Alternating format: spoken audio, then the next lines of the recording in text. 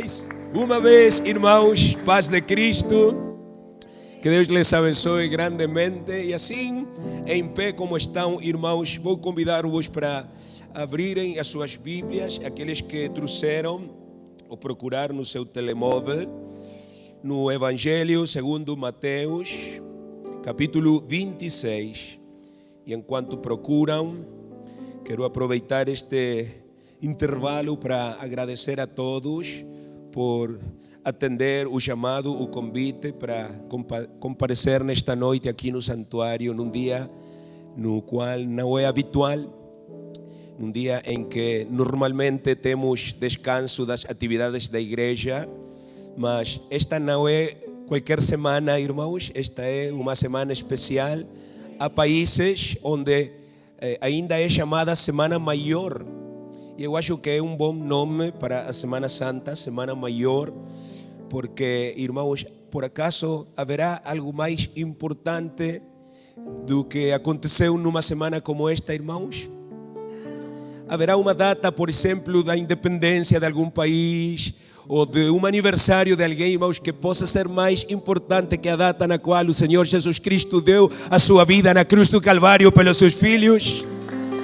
Claro que não, irmãos. E é por isso que hoje estamos aqui, num dia não habitual, irmãos, mas num dia em que o nosso Senhor Jesus Cristo, ao menos o seu corpo, estava soterrado, estava a descansar dos ferimentos, do sofrimento, do cruel castigo que ele sofreu, irmãos, injustamente, mas o sofreu por amor a cada um de nós.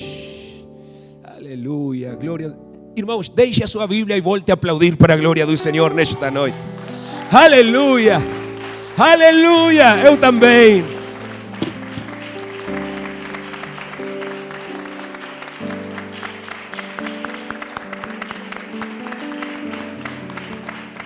Se existe alguém na história da humanidade que merece um aplauso, esse é o nosso Senhor Jesus Cristo. Glória a Deus seja a glória. Amém, amém, aleluia, aleluia. Eu sempre emociono-me muito, irmãos, na Semana Santa, porque foi numa Semana Santa que eu conheci o Senhor, que eu entreguei a minha vida a Ele, irmãos. E também estou um bocado emocionado porque tínhamos 2 semanas sem estar aqui, foi quase 3, né? Embora que estivemos juntos pelo Zoom algumas vezes, mas não é o mesmo. Assim que, glória a Deus, irmãos. Mais uma vez, obrigado por estarem aqui também. Obrigado por participar dos devocionais matinais desta semana. Têm sido muito valentes, muito corajosos, irmãos. Alguns que eu sei que se deitam tarde, que trabalham muitas horas, que é difícil para eles, especialmente as famílias que têm crianças, acordar cedo, estar nas orações. Mas Deus les abençoe grandemente, irmãos. Quantos sabem o que irá acontecer? A Bíblia diz que Deus, o nosso Deus, é galardoador, é recompensador dos que o procuram. Aleluia. Também diz que o acham aqueles que cedo o procuram. Isso está num salmo, irmãos. Eu acho que nesta noite o Senhor irá recompensar todo esse esforço feito, e não apenas nesta semana, em tudo o que já percorremos deste ano, irmãos. E assim em pé, irmãos, para já não demorar mais, vos convido para lermos Mateus 26, 26, que diz assim, leio no nome do nosso Senhor Jesus Cristo, em São Mateus 26, 26. E quando comiam, Jesus tomou o pão e, abençoando-o, o partiu e o deu aos discípulos e disse: tomai, comei, isto é o meu corpo.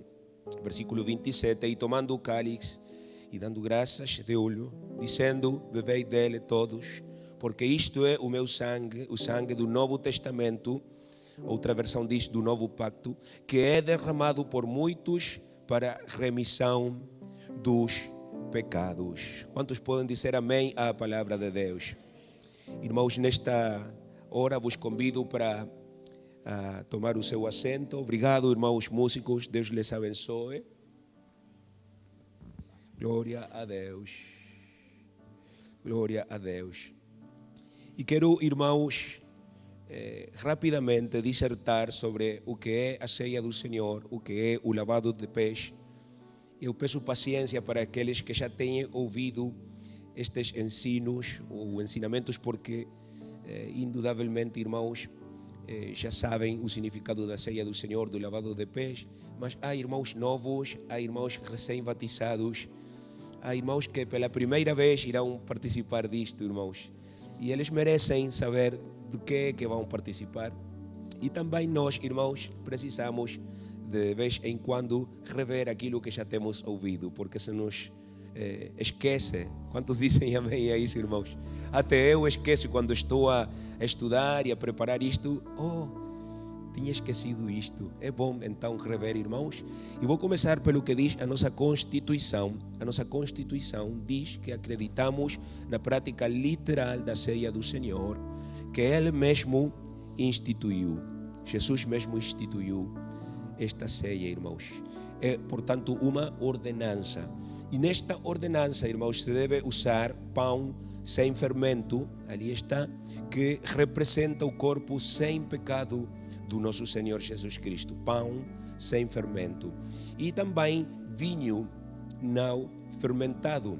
O mais certo não é, portanto, chamá-lo de vinho, mas sim de sumo da vid, sim? Sumo da uva. Pronto? Porque não está fermentado. ¿Por qué, irmãos? Porque o fermento, em espanhol la levadura, representa pecado. E, portanto, irmãos, não usamos esses elementos ou esse elemento. O sumo, irmãos, é símbolo do sangue de Cristo que foi derramado por nós, irmãos, sangue inocente. Mais alguém diga glória a Deus. A celebração, irmãos, da ceia do Senhor é, como já todos sabemos, algo muito especial para a igreja. Nós não somos do tipo da igreja que celebra a ceia do Senhor cada domingo. Há igrejas que o fazem, não estamos a criticar, mas na Bíblia, irmãos, não vemos isso. Vemos que era algo especial e algo também para o qual temos que preparar-nos bem. Temos que fazer consagração, como temos feito nesta semana, irmãos. E vou dizer algo também, e é que é um sacramento. Assim como o batismo, a ceia do Senhor é um sacramento também. Ou seja, tem poder, tem significado salvífico, que tem relação com a salvação. É mais, irmãos, a ceia do Senhor é o sacramento mais importante depois do batismo nas águas. Amém? Está conectada com o batismo nas águas de uma maneira muito especial, porque no batismo nós fazemos um compromisso com Deus e na ceia do Senhor nós renovamos esse compromisso. Por isso é tão importante estar aqui, irmãos, porque exceto quando há uma desculpa válida, quando há uma situação de viagem ou de saúde, os irmãos não devem faltar. Eu sinto pena por aqueles irmãos que não estão aqui. Eu sei que alguns estão a viajar, que alguns estão a chegar mais tarde, talvez porque trabalharam hoje, mas quando não é assim, irmãos, nunca, irmãos, é bom faltar, é bom ausentar-se da ceia do Senhor, porque é uma ordenança do Senhor. Por isso nós anunciamos isto com muita antecedência, nós fazemos jejum, fazemos oração, porque devemos, irmãos, participar de uma maneira digna. Portanto, irmãos, trata-se de uma experiência que vai muito mais além do físico, é também uma experiência espiritual e emocional também, porque nos conecta, como acho que já o hino que cantamos nos conectou, com aquele sacrifício, com aquela dor que Jesus Cristo sofreu na cruz do Calvário por nós. É o principal significado da ceia do Senhor e é por isso que o pão representa o corpo e o vinho representa o sangue, irmãos, porque de alguma maneira, embora nós não podemos participar da dor, dos sofrimentos de Jesus, porque isso ficou no passado, já aconteceu, mas por meio da ceia do Senhor, irmãos, nós podemos identificar-nos, todos digam identificar-nos com aquilo que aconteceu na cruz do Calvário, ou seja, identificar-nos com Jesus Cristo. É como no batismo, quando somos batizados, somos sepultados, estamos a identificar-nos com o que Jesus Cristo fez nos dias como estes, irmãos. Pode-se dizer então que a ceia do Senhor é algo muitíssimo importante, irmãos, na vida da igreja. E ela é também a única coisa que nos une, de certa maneira, ainda com o povo judeu, porque eles rejeitaram a Jesus, mas eles mantêm-se até agora celebrando a Páscoa. De facto, nestes dias, lá em Jerusalém, há muitos judeus a celebrar a Páscoa. Também estão os primos muçulmanos a celebrar o Ramadão, porque eles têm uma religião que vem de Abraão e tem relação também com isto tudo, irmãos. Mas nós temos a nossa festa, que podemos dizer é a versão cristã da Páscoa judaica. Entanto que lá os judeus sacrificavam cordeiros, sacrificavam bois e até pombas.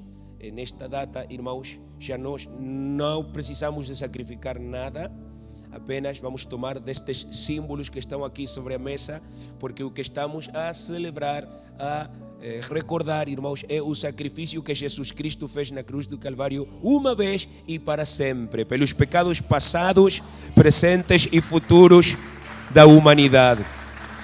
Amém. Amém. Vos lembro que Páscoa representa a libertação do povo de Israel do Egito, da escravidão do Egito. Páscoa é uma palavra aramaica que significa passar por cima ou deixar de lado. Os alunos de discipulado já estudaram isto, e refere-se a que aquele anjo da morte que Deus enviou para destruir os primogênitos de Egito não iria entrar na casa dos hebreus, já que as portas deles estavam untadas com o sangue de um cordeiro. Vocês podem estudar isto depois no livro de Éxodo capítulo 12, irmãos, se alguém quer tomar nota, Éxodo capítulo 12. Mas quando Jesus celebrou nesta altura, na sua última Páscoa com os discípulos, essa Páscoa, irmãos, foi muito especial, porque não foi igual às outras anteriores. Jesus, sem qualquer dúvida, tinha participado antes da Páscoa, desde que ele tinha 12 anos pelo menos. Ele participava porque ele era um judeu também. E até os seus discípulos também, porque também eram judeus. Mas nesta Páscoa com eles, irmãos, Jesus já estava por ser sacrificado. De facto, faltavam poucas horas para isso. E ele então introduz, irmãos, uma mudança significativa e estabelece em lugar da Páscoa judaica o que agora nós conhecemos como a ceia do Senhor. Já temos lido em Mateus 26, não vou ler de novo, mas ele diz ali: tomai e comei, isto é o meu corpo, e logo bebei disto que é o meu sangue. Claramente está a dar um significado completamente novo, porque a Páscoa tinha que ter um cordeiro ou qualquer outro animal desses aceitos por Deus. Mas neste caso Jesus está a dar um significado diferente, irmãos, e está a dizer, em outras palavras: eu agora sou o cordeiro. Amém. Quantos louvam ao Cordeiro de Deus, o nosso Senhor Jesus Cristo? Glória a Deus. E enquanto eles comiam, irmãos, Jesus então está a estabelecer um novo pacto, um pacto que irá a permitir o nascimento da igreja. Do primeiro pacto surgiu o povo de Israel, do segundo pacto surge a igreja. Quantos são felizes de ter parte neste segundo pacto? Como? Por meio do batismo nas águas no nome de Jesus. Nós assinamos nesse pacto. Glória ao Senhor. E agora já não somos estranhos, estrangeiros, agora somos parte do corpo de Cristo. Glória ao Senhor. Irmãos, então queremos rapidamente mencionar, como mencionamos na última ceia que tivemos, as 5 mais importantes razões bíblicas pelas quais a igreja celebra este ato solene. A primeira razão acha-se em 1 Coríntios 11, 24, e se alguém está a tomar nota, escreva também 1 Coríntios capítulo 11, para que leia tudo o capítulo. É melhor ler tudo para entender melhor, mas aqui apenas o versículo 24 é o que vou ler, e diz: tendo dado graças, o partiu e disse: tomai, comei, isto é o meu corpo que é partido por vós, fazei isto em memória de mim. Em memória de quem, irmãos? Aleluia. O que tinham que fazer, irmãos? comer ou tomar o pão. Sim? O segundo significado, ou segunda razão pela qual celebramos a ceia do Senhor, irmãos, é simplesmente por obediência. Alguém diga obediência. Amém. Ou seja, ainda se não entendêssemos o seu significado, que graças a Deus o entendemos, eu acredito que entendemos, mas ainda se não entendêssemos, deveríamos fazê-lo, porque Deus ordenou fazê-lo. E diz o versículo 25 do mesmo capítulo, que depois de cear, Jesus tomou o cálice, dizendo: este cálice é o novo pacto no meu sangue, fazei isto todas as vezes que beberdes em memória de mim. No terceiro lugar, irmãos, participamos da ceia do Senhor, e continuo em 1 Coríntios 11, porque por meio dela anunciamos a sua morte. Ou seja, este é um ato de testemunho, é um ato de demonstração do que nós acreditamos. Quantos acreditam que Jesus morreu?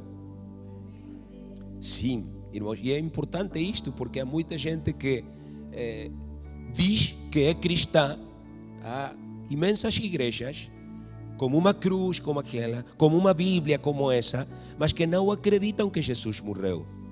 E cantam os mesmos cânticos do que nós, mas não acreditam, porque pensam, e não vou nomear qualquer religião, mas há que ter muito cuidado com o que vemos no YouTube, o que vemos no Facebook.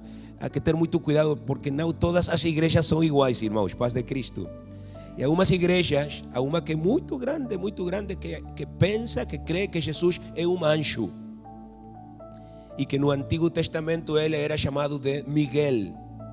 Se sabem de que religião estou a falar, né? Pois, e eles pensam que como ele é um anjo, então não pode ter morrido na cruz do Calvário. Ele apenas esteve ali, mas não morreu realmente, porque um anjo não pode morrer, segundo eles e a sua doutrina, irmãos. Mas nós sabemos que Jesus não é nenhum anjo. Paz de Cristo. Jesus, diz a Bíblia, é o primogênito da criação. Jesus, segundo a Bíblia, é Deus encarnado, é Deus feito homem. E como homem, como tu e como eu, sim morreu. Morreu na cruz do Calvário. E não apenas morreu, sofreu também, irmãos, por nós. Paz de Cristo. Há que ter muito cuidado, irmãos, porque nem todos os que dizem Senhor, Senhor, vão para o reino dos céus. Amém, irmãos? Nem estão na verdade. Então é muito importante este ato, porque nós estamos a testemunhar que Jesus Cristo morreu. Quando vocês vierem aos ministros partir o pão, por que partimos o pão? Por que não tomamos uma faca e cortamos? Por que não trouxemos o pão já em bolachinhas? Porque é um pão inteiro, irmãos, porque esse pão representa o corpo de Cristo, e o corpo de Cristo foi partido na cruz do Calvário. Aleluia, ele sofreu muito, irmãos, e é por isso que nós partimos o pão em representação da sua dor que ele sofreu por nós. Vê? Glória a Deus. No quarto lugar, irmãos, a quarta razão é que participamos como um testemunho da nossa comunhão, da nossa unidade em Cristo. Foi por isso que eu vos convidei para dar um abraço, irmãos, porque se há alguém que não gosta de abraçar, que não gosta de cumprimentar, que não gosta dos seus irmãos, então não pode participar, porque não está em comunhão. Irmãos, isto é um só pão. Por quê? Porque representa o corpo de Cristo, que somos nós, e nós somos um só corpo. Amém. Olhe para o seu irmão, olhe para o seu irmão, sorria novamente. Sorria, está a sorrir para si mesmo. Sabe por quê? Porque o seu irmão e você são um. Digam junto comigo, somos um só. Somos apenas um, irmãos. Amém. Esse é outro significado da ceia do Senhor, glória a Deus. E no quinto lugar, irmãos, há muitos textos bíblicos que tenho aqui, não vou lê-los todos, mas no quinto lugar, irmãos, participamos da ceia do Senhor. Aqui é a razão maior para ter vida eterna. Levante a sua mão aquele que quer ter vida eterna com Jesus. Este versículo, se vou lê-lo, irmãos, diz em João 6:51. De facto é o texto que eu partilhei pelo Telegram mais cedo. Diz: eu sou o pão vivo que desceu do céu. Se alguém comer deste pão, viverá para sempre. E o pão que eu der é a minha carne que eu darei pela vida do mundo. Jesus, pois, lhes disse: na verdade vos digo que se não comerdes a carne do Filho do Homem e não beberdes o seu sangue, não tereis vida em vós mesmos. Quem come a minha carne e bebe o meu sangue, está a falar disto, tem a vida eterna e o ressuscitarei no último dia. Estão comigo, irmãos? Pois vou deixar então a tarefa para que estudem mais isto de Coríntios 11, o resto do capítulo, irmãos. Mas há 2 versículos que sim quero salientar, e são os versículos 28 e 29, já praticamente no final da leitura, onde diz, pela pena do apóstolo Paulo, pela caneta do apóstolo Paulo, que antes de participarmos da ceia do Senhor, nós devemos testar-nos primeiro. Por quê, irmãos? Porque devemos fazer como um exame de consciência antes de participar da ceia do Senhor. Não porque o Senhor espera que sejamos perfeitos. Digam amém, os perfeitos. Digam amém, os quase perfeitos. Aleluia, digam amém, todos os que estão longe da perfeição. Amém, glória a Deus. Deus não espera perfeição, irmãos, porque é impossível para nós, mas sim espera obediência, santidade em tudo aquilo que nós percebemos que devemos fazer ou não devemos fazer. E neste último caso do que é pecado, irmãos, quando nós sabemos que algo está errado, e até as crianças mais pequenas já sabem quando fizeram asneira, quando quebraram uma coisa da mãe ou do pai, quando estão a dizer uma mentira, quando estão a brigar com o seu irmãozinho, elas sabem, porque Deus nos tem dado consciência. E é isso o que nós devemos testar, devemos revisar antes de tomar a ceia do Senhor, irmãos, porque se sabemos que temos cometido pecado, quantos têm cometido pecado nesta semana? E quantos têm cometido muitos pecados nesta semana? Diga amém todo o mundo, irmão.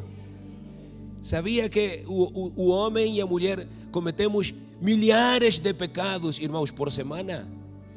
Eu não, pastor, eu sou muito bom. Não, irmão. Com a mente, com o coração, com a alma, com o corpo, todo o tempo todo estamos a pecar. Bueno, hay unos que son muy santulones para mí, que ni amén dicen, pero bueno, Dios los bendiga, mis hermanos. Irmãos, por isso é bom jejuar, porque, e vou dizê-lo em espanhol mais uma vez, el ayuno mata a carnita. Perceberam, né?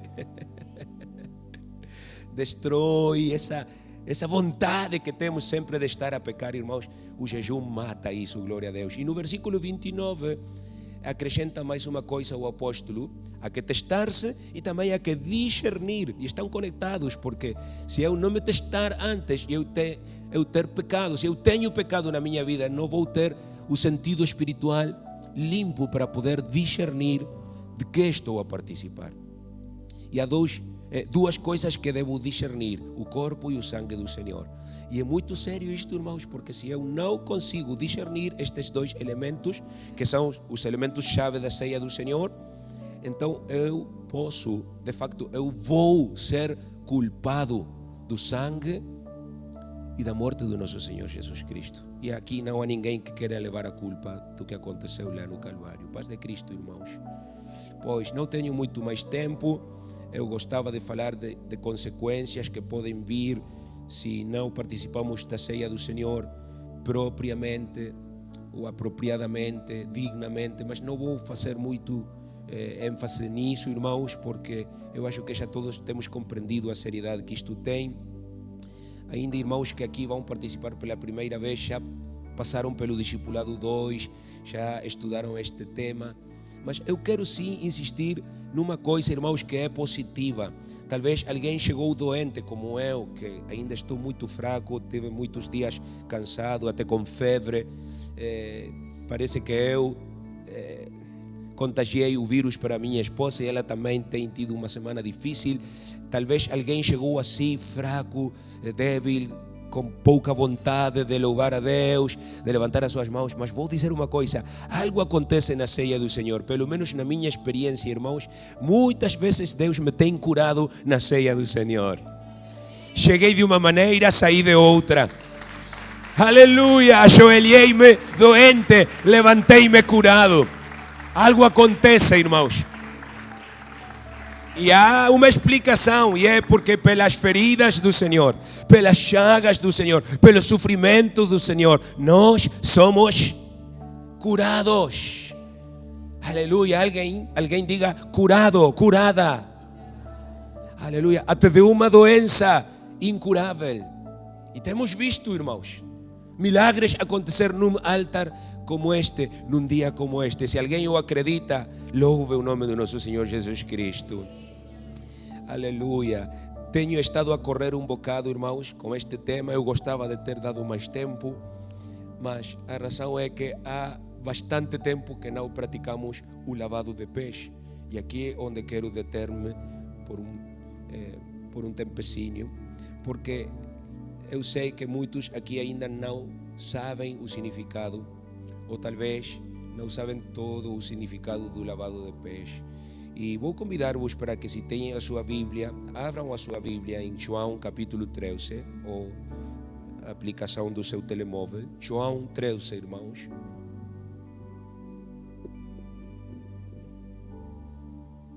E vamos ler desde o versículo 1 até o 5.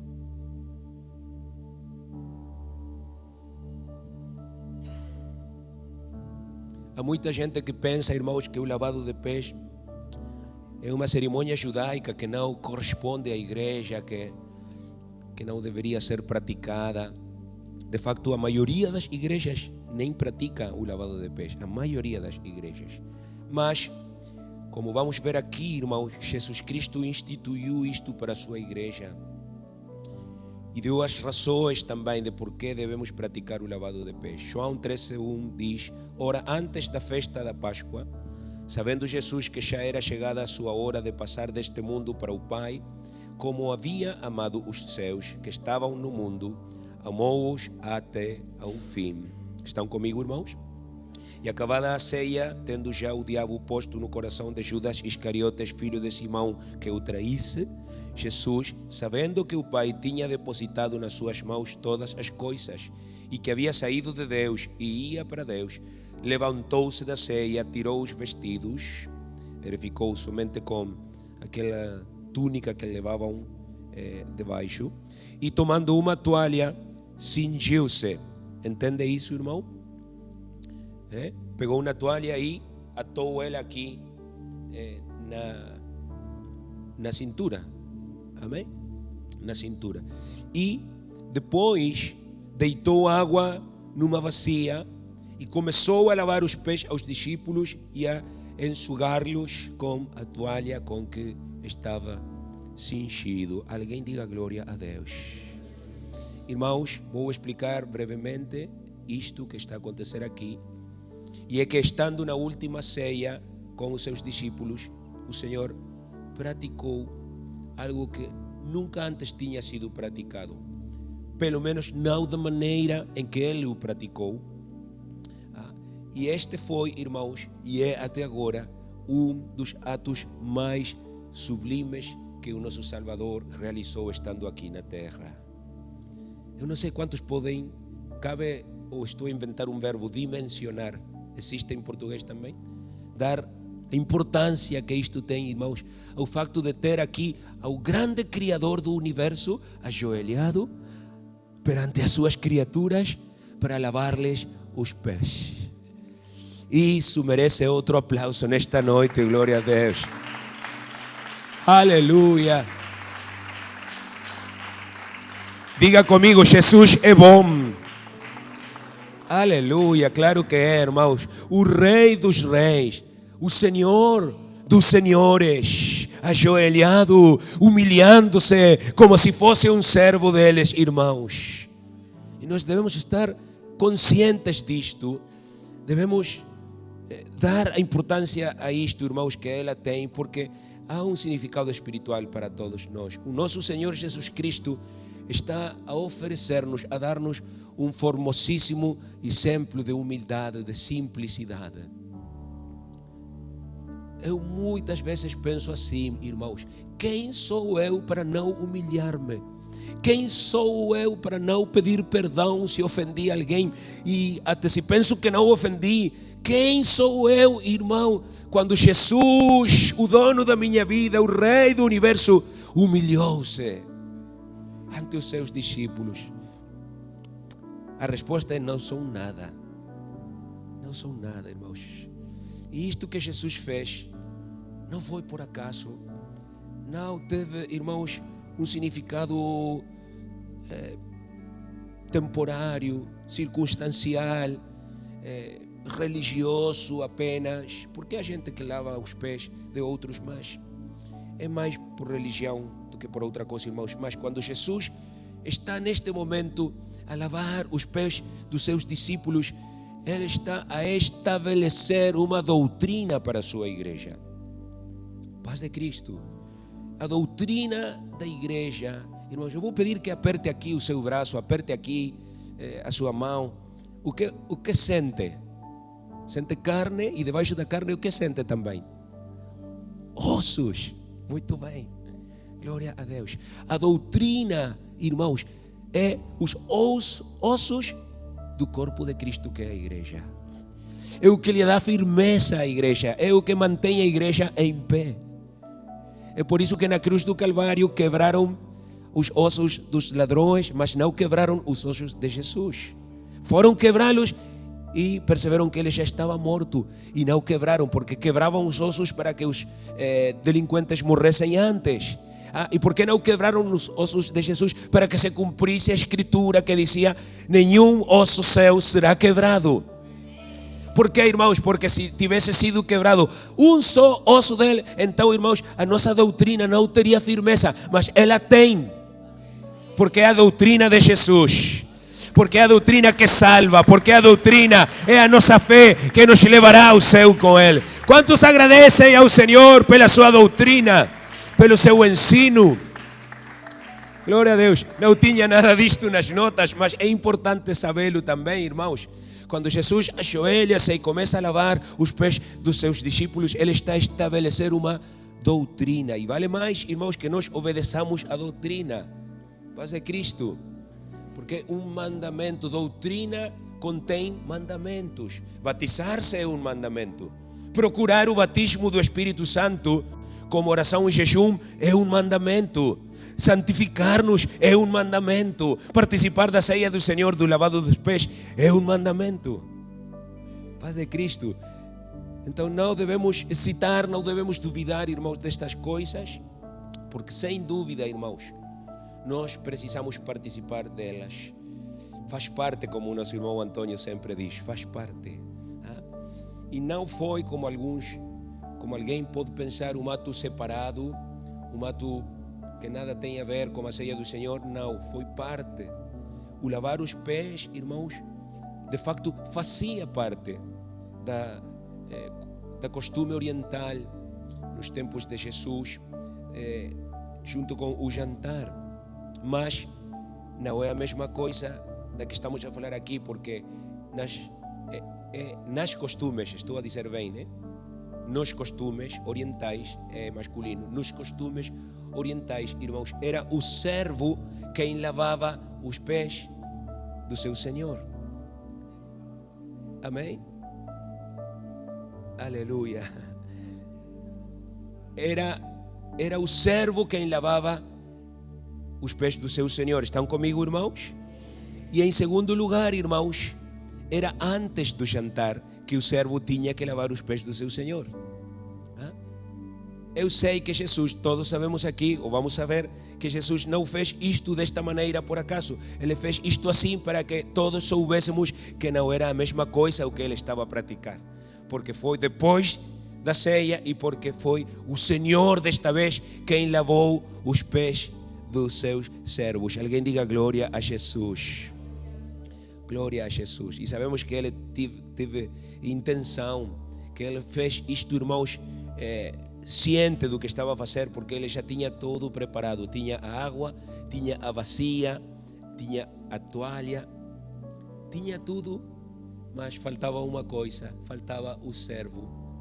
Onde estava o servo que ia lavar os pés dos outros irmãos? Pois o servo era ele próprio, o mestre, o Senhor de tudo, aquele que merecia ser servido por todos, irmãos, mas que se fez servinte de todos e se colocou como exemplo. Eu vou dar 10 segundos para que cada um levante as suas mãos e louve o nome do Senhor nesta noite. Sem medo, irmãos, sem qualquer vergonha. Aleluia, aleluia. Nós somos muito privilegiados nesta noite, irmãos, de estar a ouvir isto tudo, de estar a participar disto, irmãos. E se não acredita, olhe para o apóstolo Pedro, que no princípio se recusou ante o Senhor. Não, Senhor, tu lavas-me os pés a mim? Tu? Podem ver a surpresa de Pedro ali, né? E Jesus respondeu-lhe: o que eu faço não o sabes tu agora. Em espanhol diz: tu não o entendes agora, mas o saberás, o entenderás depois. E disse-lhe Pedro: nunca me lavarás os pés. Eu pensava que só neste tempo havia gente difícil, irmãos, mas naquela altura também. Sempre houve. E respondeu-lhe Jesus: se eu te não lavar, não tens parte comigo. Ai, ai, ai. Ficas fora, Pedro, do pacto. Ficas fora da salvação, Pedro. Pois vou ter que substituir-te, vou ter que reemplaçar-te por mais alguém. É uma advertência, irmãos, que nos ensina a enorme importância desta cerimônia cristã. Alguém diga amém. Aleluia. Não se brinca com a salvação. Disse: não se brinca com a salvação. A salvação não é um joguinho, irmãos. Não é o Benfica Porto, irmãos. Não é um entretenimento. A salvação, irmãos, custou a Jesus. Custou-lhe a vida. Custou-lhe tudo, irmãos. Por acaso Jesus reteve alguma coisa? Não, irmãos. Ele entregou tudo. É sério. Este é um tema muito sério, irmãos.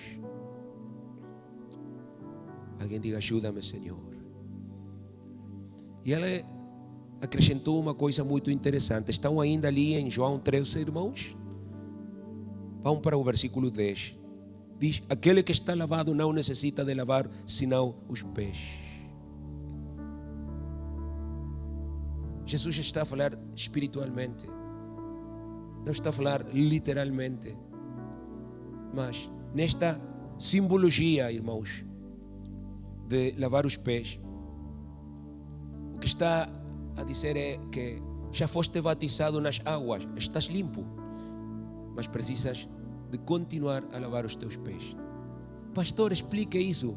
Com muito prazer vou explicar. Vocês sabem, irmãos, qual é o maior perigo de ter antiguidade na igreja? Qual é o maior perigo do passar do tempo no caminho do Senhor? É uma palavrinha que começa com O e termina com O: orgulho. Com o tempo começamos a olhar por acima do ombro aquele que é mais novozinho. Ele não tem experiência, eu sim. Ele é recém-nascido, eu já sou velhote na igreja. Paz de Cristo. Vou dizê-lo em termos uruguaios: a vaca esquece que foi vitela. Paz de Cristo. Vitelas. Não ia dizer a outra, né? O orgulho, irmãos, é muito perigoso.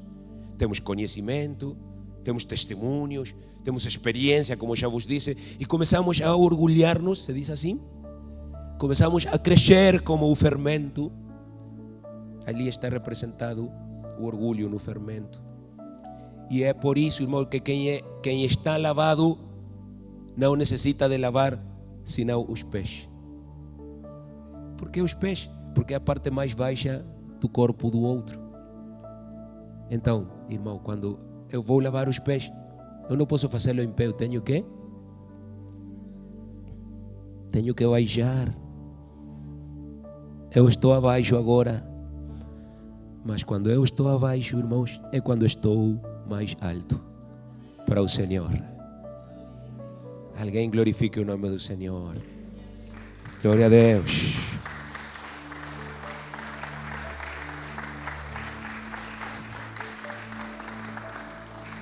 Portanto, o lavado de pés, a limpeza dos pés, irmãos, que vamos praticar, não tem nada a ver com o corpo físico, mas sim com a purificação do espírito. Quantos querem sair deste lugar limpos espiritualmente? Com o seu orgulho completamente apagado, irmãos. Com a sua soberba completamente. Aleluia. Glória a Deus.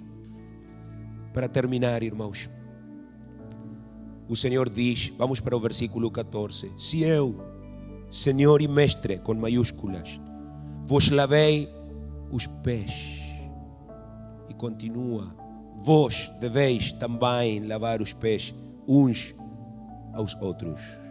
Vê o mandamento? Porque eu vos dei o exemplo, versículo 15, para que, como eu vos fiz, façais vós também. Aleluia. Em suma, irmãos, e vou dar a conclusão, os irmãos ministros podem ir lavar as mãos e preparar-se para a cerimônia. O ato do lavado de pés cristão, que desta vez em combinação com a ceia do Senhor iremos praticar, podem ser celebrados separadamente ou juntamente, irmãos, mas é um ato de fraternidade, é um ato de obediência, é um ato de simplicidade, de humildade, irmãos. E poderia continuar a acrescentar palavras, mas já tenho explicado isso, irmãos. E é também um ato de lembrança, digam comigo, lembrança do que Jesus Cristo fez por nós na cruz do Calvário. E é também, irmãos, um ato de celebração do que Jesus Cristo irá fazer em breve. Alguém sabe o que Jesus irá fazer? Ele irá levantar a sua igreja. No ato de partir o pão, no ato de beber o sumo, estamos a anunciar a morte de Jesus Cristo até a sua vinda. Glória a Deus.